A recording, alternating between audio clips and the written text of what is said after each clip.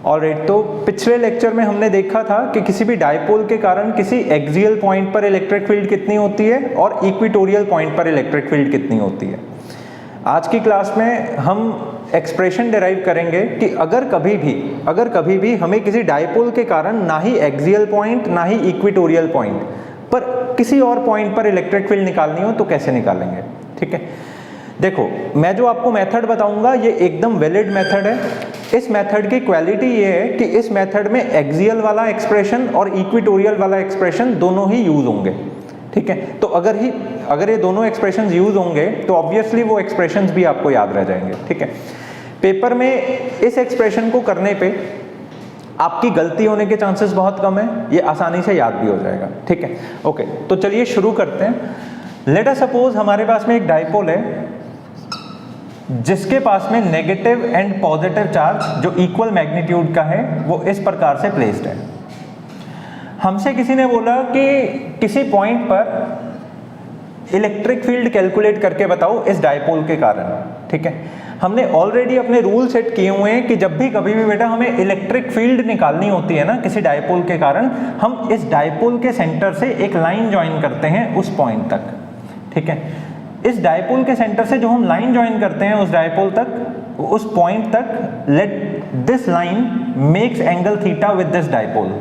ठीक है, ओके, अब ये जो डायपोल है इस डायपोल का एक इफेक्टिवनेस होता है जिसको हम नाम दिया करते हैं डायपोल मोमेंट। ठीक है, वो इफेक्टिवनेस हमेशा किस डायरेक्शन में ड्रॉ किया जाता है, वो नेगेटिव से पॉजिटिव डायरेक्शन में ड्रॉ किया जाता है। तो इस वजह से इस एरो को मैंने इस डायरेक्शन में ऐसे ड्रॉ किया। ये जो डायपोल मोमेंट है ये थीटा के साथ में कुछ ना कुछ एंगल बना रहा होगा। जनरली ये डायपोल मोमेंट एक वेक्टर क्वांटिटी होता है, तो ये थीटा के साथ में बेटा जो एंगल बनाएगा, मतलब जो कंपोनेंट बनाएगा, that will be P cos theta. And similarly ये इस थीटा वाली लाइन के परपेंडिकुलर जो कंपोनेंट बनाएगा that will be P sine theta. तो बेटा हमें ये टास्क दिया गया है कि इस डायपोल के कारण इस पी पॉइंट पर इलेक्ट्रिक फील्ड कैलकुलेट करके बताओ।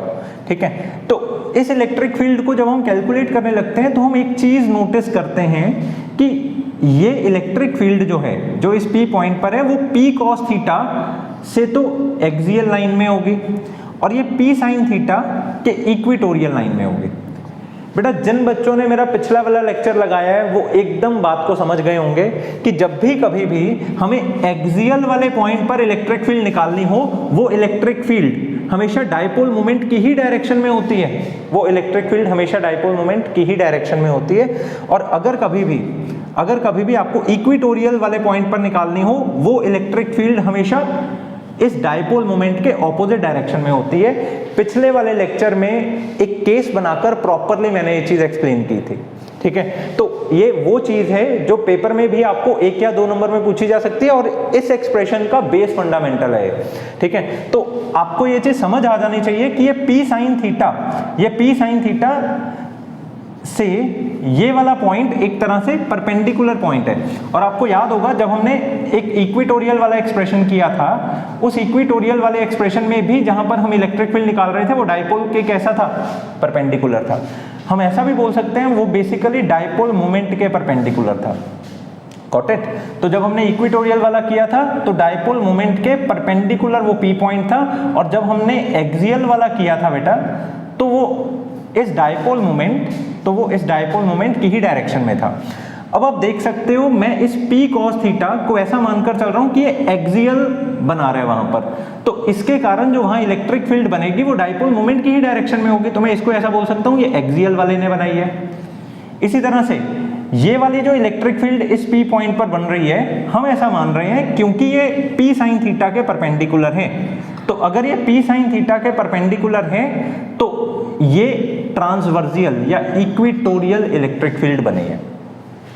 बात अच्छे से समझ में आ गई।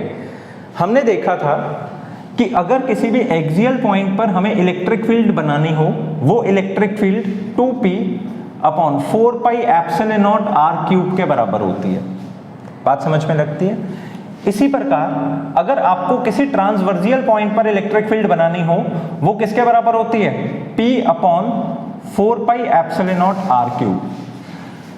तो बेटा इस पॉइंट पर आपके ये दो एक्सप्रेशंस इतना काम आएंगे और आपका काम बहुत ज़्यादा आसान कर देंगे, ठीक है। मतलब यहाँ पर आकर आपको ऑलरेडी पता है कि ई एक्सियल को हमने क्या लेना है, ई एक्सियल को हमने लेना है 2p/4πε0r³ और ई इक्विटोरियल को हमने क्या लेना है, ई इक्विटोरियल को हमने लेना है p/4πε0r³।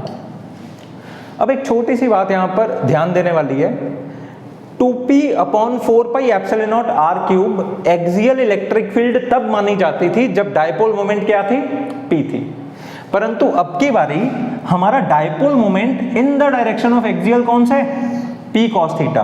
तो कोई अंतर नहीं है, यहाँ p था तो इस वजह से इसके एक्सप्रेशन में भी p आया, पर यहाँ p cos थीटा है तो इसके एक्सप्रेशन में भी बेटा हमें क्या लेना है, 2p cos theta. I hope आपको ये बात समझ आ गई होगी और यही वो पॉइंट्स हैं जो याद रखने वाले हैं, ठीक है। लेक्चर अटेंड करके प्रॉपरली खुद से अपनी कॉपी पे करके देखना, ठीक है, ये भूलना नहीं चाहिए। ओके, ई इक्विटोरियल की अगर हम बात करें, जब डायपोल मोमेंट था अपना p तो इलेक्ट्रिक फील्ड कितनी थी, p/4πε0r³। अब डायपोल मोमेंट अपना इक्विटोरियल वाला कौन सा है, p sin थीटा, तो इसकी इक्विटोरियल इलेक्ट्रिक फील्ड भी क्या बन जाएगी, p sin θ/4πε0r³। बात समझ में आ गई। अब एक्सियल वाली इलेक्ट्रिक फील्ड इस दिशा में लग रही है, इक्विटोरियल वाली इलेक्ट्रिक फील्ड इस दिशा में लग रही है। ये इलेक्ट्रिक फील्ड्स हैं कितनी कितनी हमें वो भी समझ में आ गया। आप ऑलरेडी एक बात जानते हो कि इलेक्ट्रिक फील्ड एक तरह की फोर्स ही होती है, एक ऐसी फोर्स जो किसी यूनिट पॉजिटिव चार्ज के ऊपर लगे उसको बोलते हैं इलेक्ट्रिक फील्ड। और जब भी कभी भी किसी भी बॉडी पर इस डायरेक्शन में फोर्स लगे और इस डायरेक्शन में फोर्स लगे तो वो फोर्स हमेशा क्या मानी जाती है, रिजल्टेंट मानी जाती है, ठीक है। तो उसी प्रकार से ये इलेक्ट्रिक फील्ड इस डायरेक्शन में लग रही है और इक्विटोरियल वाली इलेक्ट्रिक फील्ड इस डायरेक्शन में लग रही है, तो हम क्या मानकर चलेंगे कि ये रिजल्टेंट इलेक्ट्रिक फील्ड किधर है, ये रिजल्टेंट इलेक्ट्रिक फील्ड इस दिशा में लग रही है, तो इसको हम क्या बोलेंगे, ई रिजल्टेंट। बात प्रॉपरली समझ में आ गई, ठीक है। अब जब भी कभी भी आपके पास दो फोर्सेस हों और आपस में परपेंडिकुलर हों तो रिजल्टेंट फोर्स निकालने के लिए क्या काम करना है, under the root of E axial वाली फोर्स का स्क्वायर प्लस ई इक्विटोरियल वाली फोर्स का स्क्वायर। देखो बेटा बिल्कुल कंफ्यूज नहीं होना। मान लो एक बॉडी है, इस बॉडी पर इस डायरेक्शन में F1 फोर्स लगी, इस डायरेक्शन में F2 फोर्स लगी। If you want to calculate resultant force तो बड़ा ही सिंपल एक्सप्रेशन है इसका, under the root of F1 का स्क्वायर प्लस F2 का स्क्वायर, ये हम कर देंगे, ठीक है।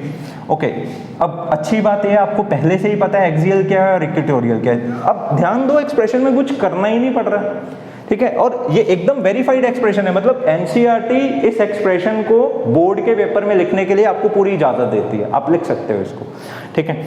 ओके, तो ये हमारा बन गया under the root of 2p cos theta upon 4πε0r³ का whole square plus p sin theta upon 4πε0r³ इसका भी होल स्क्वायर, ठीक है। बात समझ में लग गई। अब अगला हमारा टास्क है इसको कैलकुलेट करना। अब इसकी कैलकुलेशन मैं इधर करने लगा हूं। देखो कैलकुलेशन एकदम सिंपल है, 2p का square will become 4 times p square, साथ में लगा है cos थीटा, वो बन जाएगा cos square theta divided by 4πε0r³, इसका होल स्क्वायर हम ऐसा कर देते हैं, प्लस साथ में है p square sine square theta divided by 4πε0r³, इसका भी होल स्क्वायर, ठीक है। अंडर द रूट हमने डाला, इसमें से और इसमें से एक तो p स्क्वायर कॉमन आ सकता है और नीचे से 4πε0r³ का होल स्क्वायर भी कॉमन आ सकता है, तो इसको हमने लिख दिया p स्क्वायर अपॉन 4πε0r³ का whole square multiplied by 4 cos square theta plus sine square theta. अब ये दोनों चीजें स्क्वायर वाली हैं तो बड़े ही आराम से ये चीजें अंडर रूट के बाहर जा सकती हैं. This will become p upon 4 pi epsilon naught r cube and inside under root we have got 4 cos square theta plus sin square theta. Let us do one thing, हम इस 4 cos square theta को लिख देते हैं 3 cos square theta plus cos square theta just for the sake of making our trigonometric identity. तो cos square theta plus sin square theta क्या बन जाएगा? 1 बन जाएगा. तो ये अपना बन गया p upon 4 pi epsilon naught r cube into under the root of 3 cos square theta plus 1. बेटा ये जो एक्सप्रेशन अपने पास आया ना, ये एक्सप्रेशन एक ऐसा एक्सप्रेशन है जिसमें एक्सियल वाला एक्सप्रेशन और इक्वेटोरियल वाला एक्सप्रेशन दोनों ही समाये हुए हैं.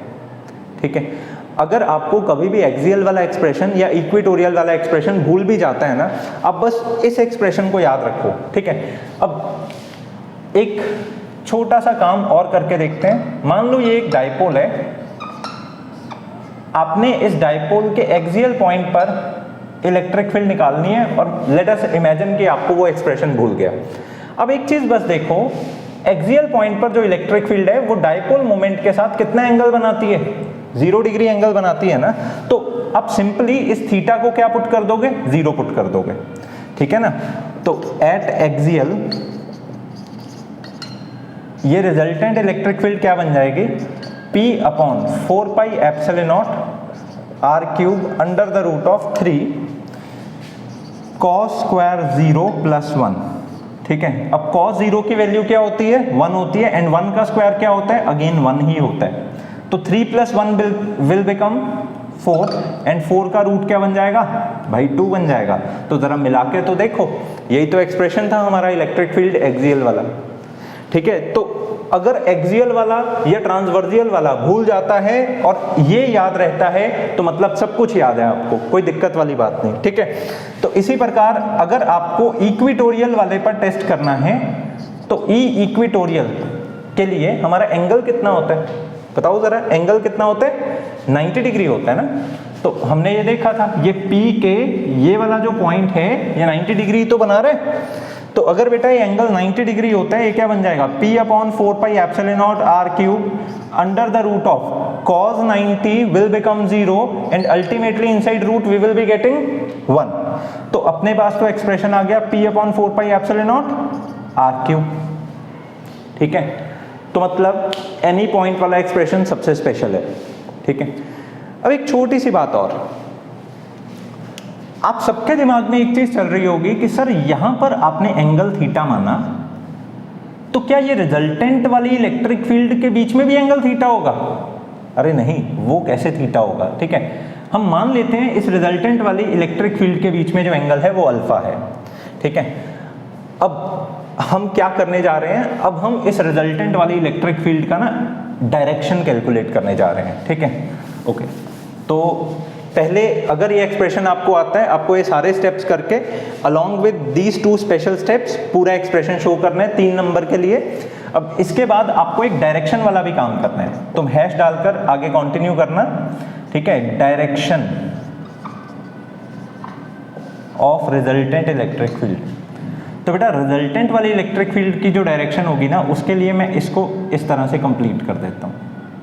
ठीक है, अब जब भी कभी भी डायरेक्शन कैलकुलेट करनी हो तो +1 से अब तक मैंने जब भी डायरेक्शन आपको कैलकुलेट करवाई है, एक ही काम हमने किया है. वो क्या काम है? tan थीटा निकलवाया. तो अगर यहाँ पर हमें डायरेक्शन कैलकुलेट करनी है तो अगेन हम क्या करेंगे? tan अल्फा कैलकुलेट कर लेंगे. tan अल्फा क्या होता है? Perpendicular upon base. तो अगर ये परपेंडिकुलर अपॉन बेस है तो एंगल के बेटा सामने वाला क्या माना जाता है? परपेंडिकुलर. इस सामने वाले को क्या मैं इक्वेटोरियल बोल सकता हूं? क्योंकि पैरेलल वेक्टर्स हमेशा क्या होते हैं? सेम. तो हम क्या बोलेंगे? ई इक्वेटोरियल को डिवाइड कर दो बेस के साथ, मतलब ई एक्सियल के साथ. तो जब हमने ई इक्वेटोरियल और ई एक्सियल को डिवाइड किया, ई एक्सियल क्या था बेटा? ई एक्सियल था 2p cos theta upon 4 pi epsilon naught r cube. Equatorial था p sin theta upon 4 pi epsilon naught r cube. तो अब इक्वेटोरियल के लिए पुट किया p sin theta upon 4 pi epsilon naught r cube divided by 2p cos theta upon 4 pi epsilon naught R cube.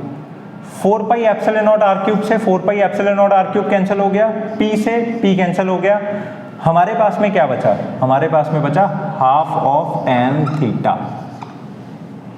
Okay, एक और बहुत important चीज हमने यहां पर निकाल ली कि tan अल्फा किसके बराबर होता है, हाफ ऑफ tan थीटा। तो बेटा जितना एंगल आपका यहां पर बन रहा है उसका टेंजेंट आधा कर दो, वो ये वाले एंगल के टेंजेंट के बराबर आ जाएगा। This is also very important result, ठीक है, काफी न्यूमेरिकल्स में यूज होता है, ठीक है। तो बेटा बातों को सीखने के बाद याद रखने वाला काम जरूर अपना जारी रखना। अगर आपको याद नहीं रहता है तो आप पेपर में नहीं कर पाओगे, ठीक है। तो कम से कम 2 से 3 बारी रिपीटिशन में ये डेरिवेशंस को प्रैक्टिस करो, ये कभी भूलनी नहीं चाहिए। Okay, this is all for today. अगले लेक्चर में हम गॉस लॉ को डिस्कस करेंगे। आज के लिए इतना ही है, थैंक यू।